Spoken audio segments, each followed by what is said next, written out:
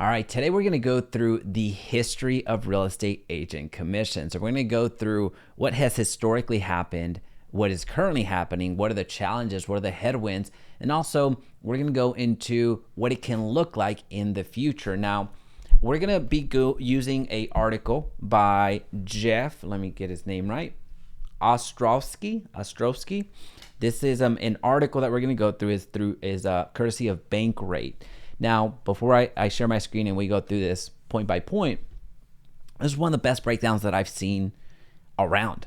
It just is such beautiful writing. It's so really crisp, clear, and I think it's going to help whether you're in the industry, which most of you are, or you're considering getting into the industry. This is going to be valuable for you to understand the history of what's happened, what's currently happening, and what it can eventually potentially look like, because nobody knows the future.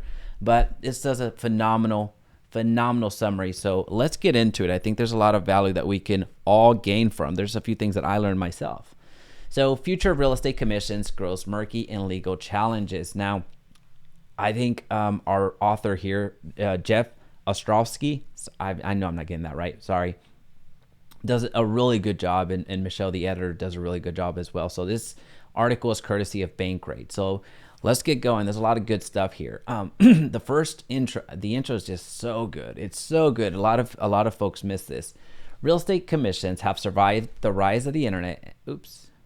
Let me move this. Once I click over here, let me move this over here. Here we go. Real estate commissions have survived the rise of the internet and decades of attacks from disruption-minded discounters, but a flood of legal challenges to the existing brokerage model poses a new threat to status quo. So I love the fact that they introduced the internet. So of course we know Zillow, of course we know the access of information by the consumer has had a lot of agents worried, and rightly so to an extent. And then the disruption of like-minded discounters, which we're talking Open Door, Purple Bricks, we're talking about those types of companies that are more direct to consumer as well. An industry-shaking lawsuit making its way through the federal court system could upend the long-established way of paying commissions. So well put.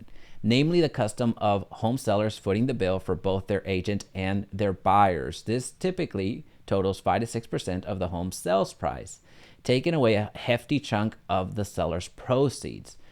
In October in 2023, a federal jury in Missouri found that the National Association of Realtors, so of course NAR, along with several large brokerages, conspired to inflate realtors' commissions. So the initial lawsuit named Home Services of America, Remax, Keller Williams, and the company now known as Anywhere, formerly known as Realogy.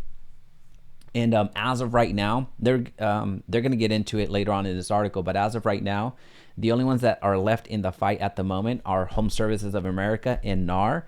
The three other brokerages have settled. So you have Remax that settled before before it actually went to trial, and Anywhere settled before the trial. And you have Keller Williams just recently, here this past week, they settled for the tune of $70 million. So I think you're caught up here in what's actually happening. So let's continue. I think it's so well written. It's unclear how or when the verdict will affect commissions, but the case's price tag alone is 1.8 billion in damages, with the potential of billions more. So treble damages means 1.8 times 3. I'll let you do the math. That's what, $5.4 billion that it could potentially lead up to. I don't think it will, but that's the possibility. Some predict big changes. So here we're talking about the future. Some predict one possibility is that the home sellers will no longer pay both the listing agent and the buyer's agent. So the home buyers who want representation might have to pay their own agents separately. That is a very possible thing to happen. That is very feasible. Now there is this through some other points that I don't think are going to be too pressing for what we need to understand here. And as far as the how much do commissions cost? So again, you're most likely if you're watching this video, you're most likely in the industry. So we're not going to spend too much time here. It just shows how the commission is paid, how it's typically divided up. And then it's, what else does it do? Less than 5%. Okay. Yeah. Sorry.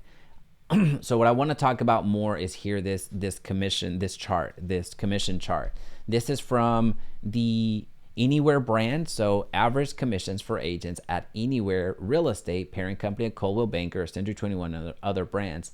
So keep in mind, Anywhere is a huge, again, formerly known as Realogy, is a huge behemoth and has hundreds of thousands of agents under its company brokerages.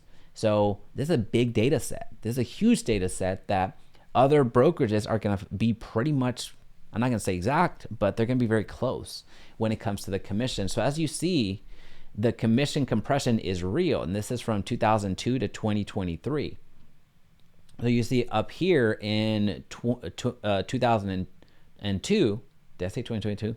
In 2002, this is what the average commission was being paid out to agents. Now, given that Anywhere operates franchises, there are some company-owned stores and there's some, or brokerages, and there's some independent-owned franchises. So what you're going to notice is that, for the most part, franchise averages more in commissions than company-owned. Now, you may be wondering, why is that the case? Well, oftentimes you're looking at different training when it comes to franchisees. At least there's an additional somebody else there involved. I'm not saying that there's no training or somebody that's going to be invested in the company-owned brokerages, the company-owned brokerages that are within this umbrella. But what I'm saying is typically you're going to be coached up a little bit more, and you also have to make a little bit more in order to pay the fees for the brokerage, right? So you have to pay the franchise fees. So you're more incentivized to have make more money because you have to pay more than what a traditional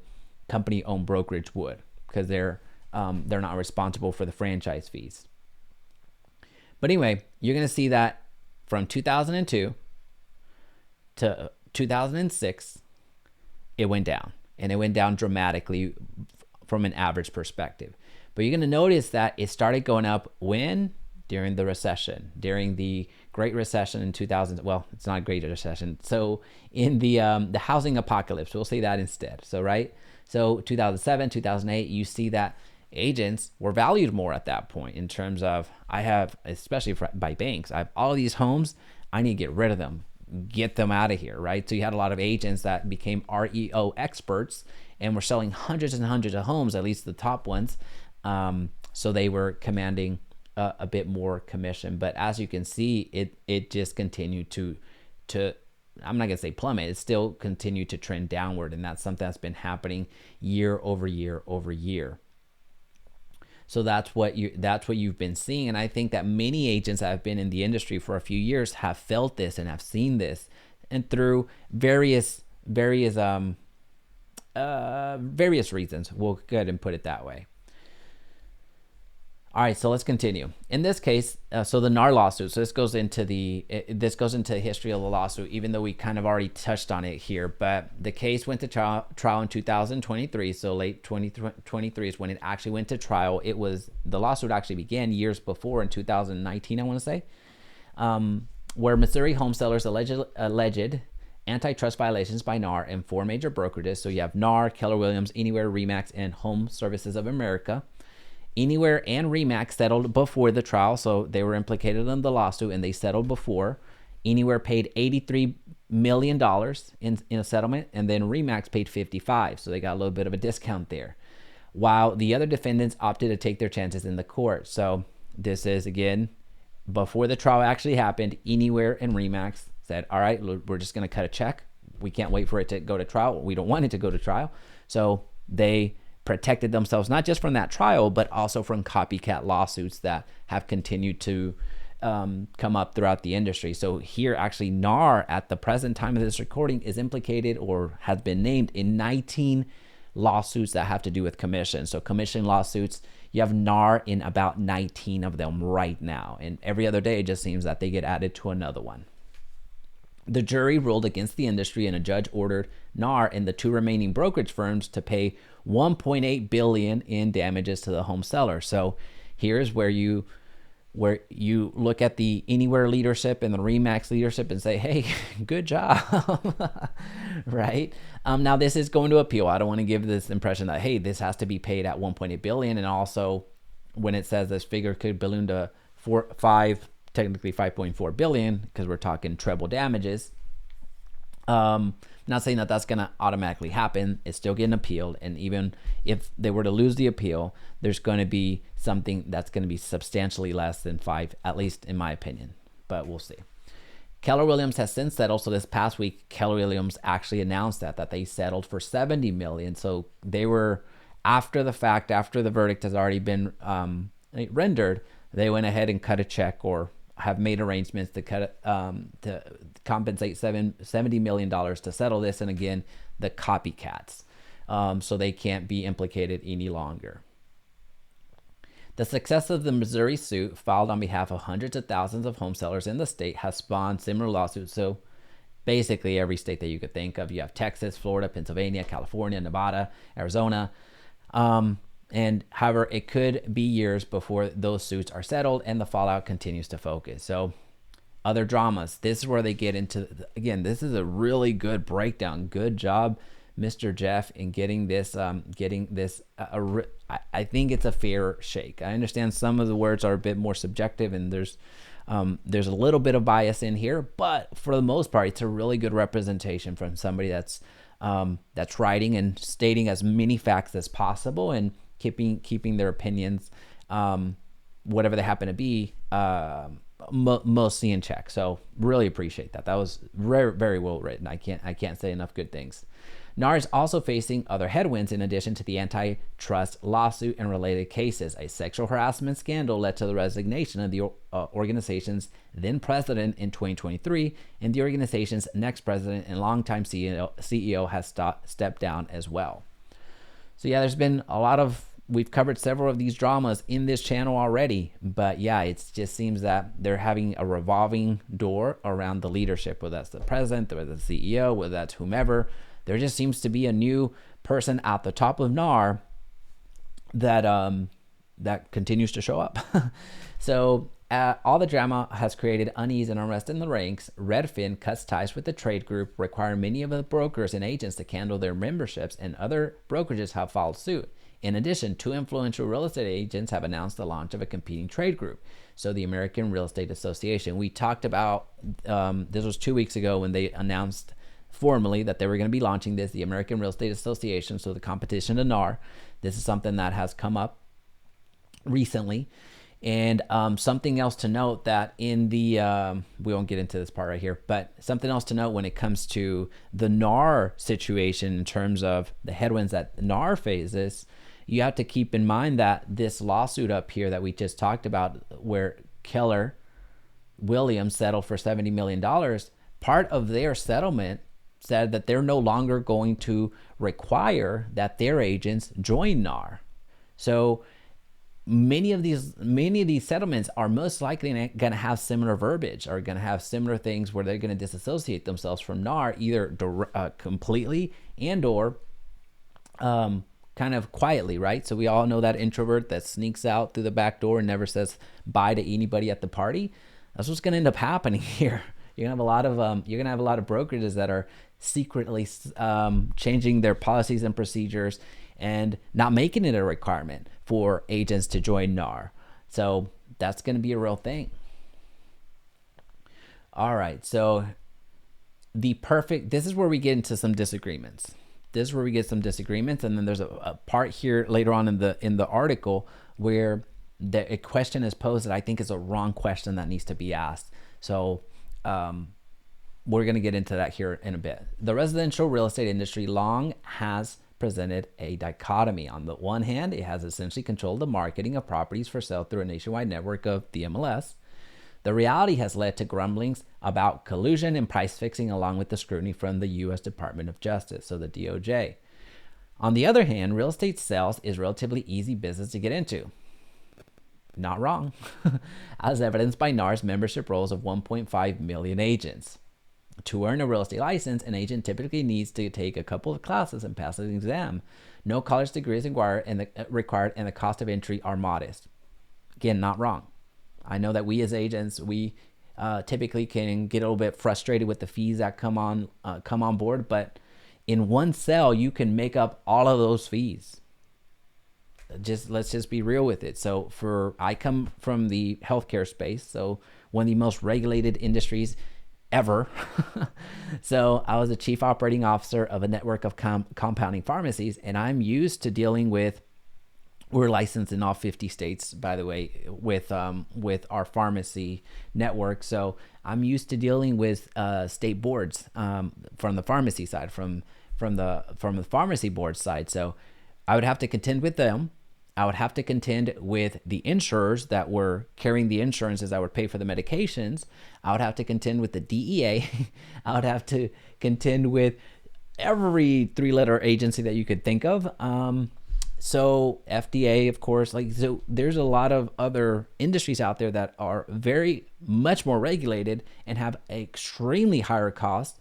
And there, whenever we would get into a new state, it would cost us thousands and thousands of dollars to get into the state. We couldn't make it back with one sell of one prescription.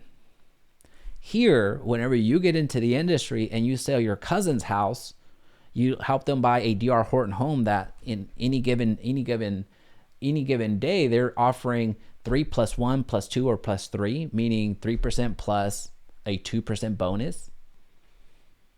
What are we talking about? But anyway, that's my opinion. That's my actual opinion. I think that I do think that it's not as regulated as it could be, and in some cases as it should be. Just being completely candid with you, the barrier to entry is low, as mentioned. Yes, it is. The fees, when you factor in the potential, the unlimited upside that you have, the risk reward to be an agent, a really good profession, and I'm living it. I'll just be upfront with you. Again, I'm living it, so I can see it.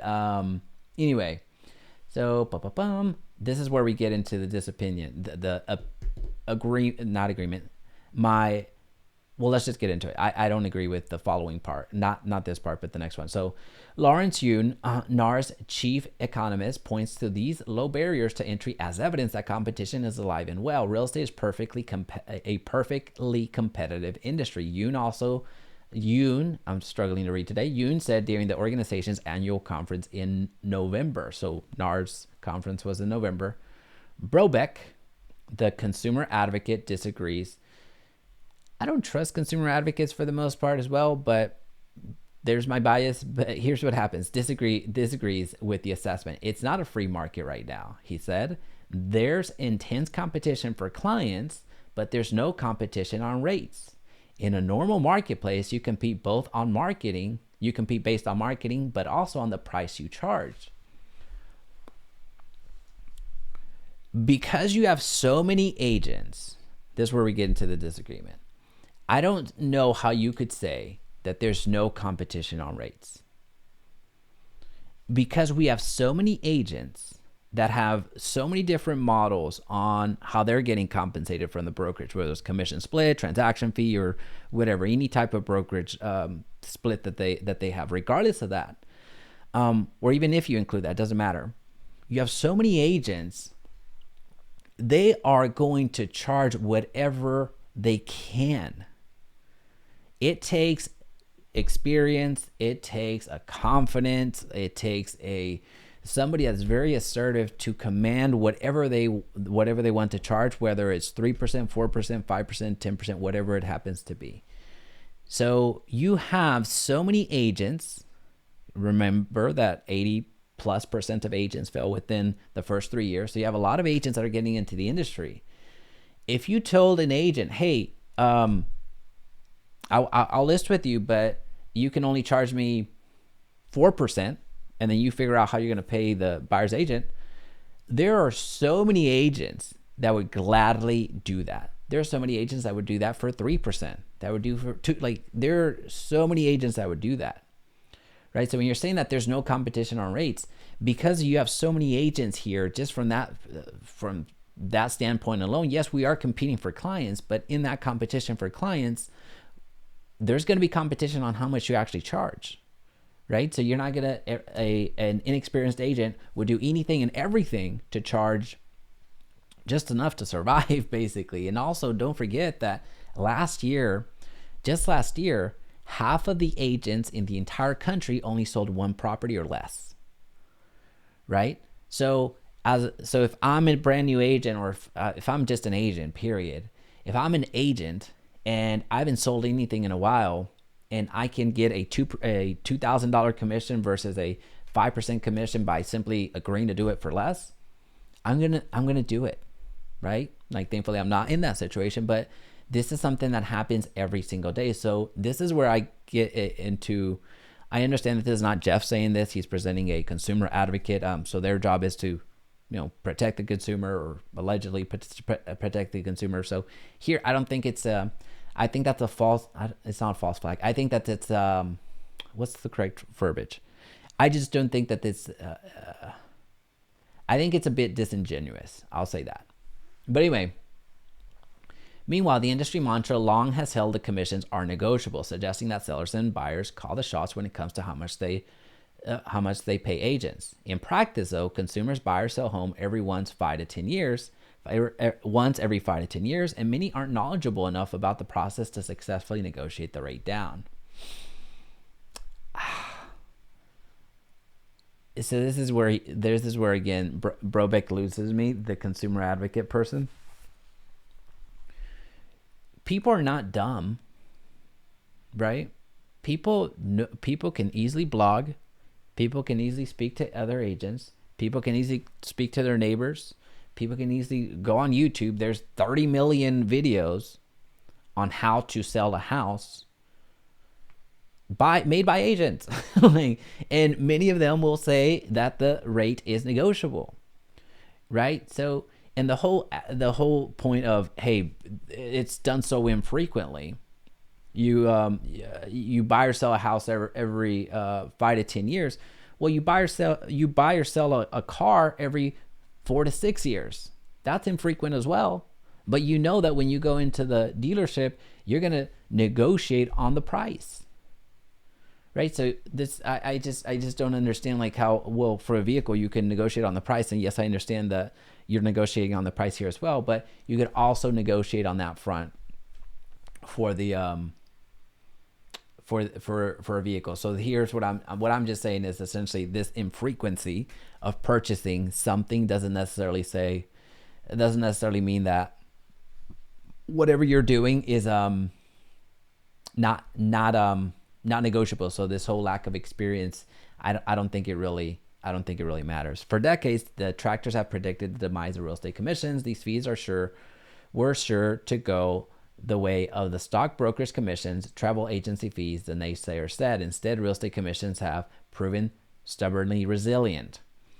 So I don't know how stubbornly resilient this graph means to you, if you ever get to it. I don't know if that's stubbornly resilient to you or not, but I would venture to say that on a percentage basis, that doesn't seem to be stubbornly resilient.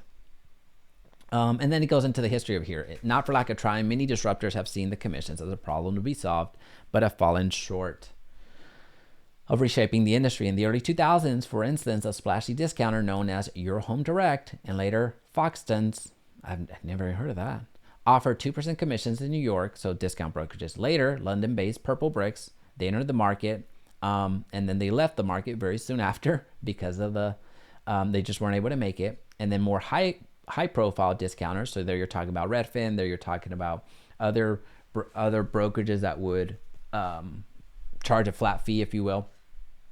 Redfin has stayed in longer. So basically what they're saying here is discounters from the brokerage model has not been successful, right? So that's what they're arguing here. Now, this is a question that gets asked that I think is not the right question to ask. So again, I have a lot of respect, excellent writing by the writer here, Mr. Jeff, but I don't think this is the question that should be asked, because this doesn't really help sellers. How home sellers can save on commission? That's not the right question to ask. How home sellers can make more would be a better question, in my opinion, right? It's not necessarily, because if as an example, if you were paying a 6% commission as an example to an agent, and they were able to get you 8% more than you could have done by yourself, that might be very, very, very beneficial to you, right? So if you're able to request if you're able to pay a certain amount and make more, it really doesn't truly matter how much you're paying here if you're able to net more, right? So how can home sellers net more? Which, if you look at on the other side of things, though, there you're essentially saying, how can buyers? Essentially, you're saying that buyers are going to pay more as well, right? So there you kind of can't play both sides. Not that this is not that I'm trying to, nor should Jeff, but here's how home sellers can save on commission. Again, I think the question is, how can sellers make more? Now he gives different options. Go at it alone. So FISBO, become a FISBO. That's true. But statistically, you're not making as much if you go by yourself, doing it by yourself, because you're not going to necessarily have the reach to reach a ton of potential buyers. And also, again, going back to the previous point, you're not doing this infrequently. So I understand that, before you were making the argument, and I know that this wasn't Jeff, I know that this was the consumer advocate person. Before you were making the suggestion that it's done so infrequently, they can't negotiate. Well, now you're asking them to sell the entire thing themselves. Now you can save, right? So I think that one, again, I understand that the previous point that was being made was by the consumer advocate person, not the author here, but right. I think those are complete. I think those are speaking out of both sides of your mouth. Negotiate. If you don't want to go it alone, ask agents about their commission rates up front and compare the terms of each person you talk to. If you think that the fee is too high, see if they're willing to lower it. If both agents in the transaction are for the same brokerage, you might have more leverage to negotiate. It doesn't necessarily matter what brokers they're a part of, so that part is not relevant. But yeah, that's always been the thing. That's always been the thing. Even when I was very, very naive, whenever I purchased my first house, I understood the negotiation part. I was terrible at it, but I understood it. So that's something that, yeah, you can absolutely do that. Again, it doesn't necessarily matter if the agent is the same brokerage or not. I understand the whole, like, if an agent, if it's from the same brokerage, there might be the listing agent might tell you that there's going to be a discount, if you will, but it's mostly if the agents that are offering an additional discount is if I procure the buyer, there's going to be a discount, which generally means that since they're not, if they're in a state where they can do dual agency, where they can represent the transaction themselves, then that's generally where you see a discount. If they need to bring in a dual agency with appointments, meaning they're going to get another agent in the brokerage that can represent the other side, that's what they would do. So I guess I'm going to have to backtrack for a quick second. Then I guess that's what he's trying to interpret here. If both agents are from the same brokerage. All right, so hire a discount agent. A low commission real estate agent will likely charge much less than a traditional agent would, usually 1 to 1.5% of your home sales price. However, you might not realize the personalized attention you would have with the traditional realtor. There are also brokerages and agents who work on a flat fee basis, earning a preset amount on the sale rather than the percentage of the sale. So yeah, you can absolutely save money with the discount agent. However, recognizing that the marketing spend here is not going to be as high for somebody that is in. Typically, a discount agent is somebody that doesn't necessarily do a lot of volume. I just mentioned earlier that last year there was only one transaction that was done by one transaction or less done by 50% of the agents in the entire industry. Typically, I'm generalizing, but typically a agent that is in the discount brokerage model, I'm trying to be respectful because I understand that some of you might be in that model right now, but typically it's not a high volume agent. It's not a high volume producer.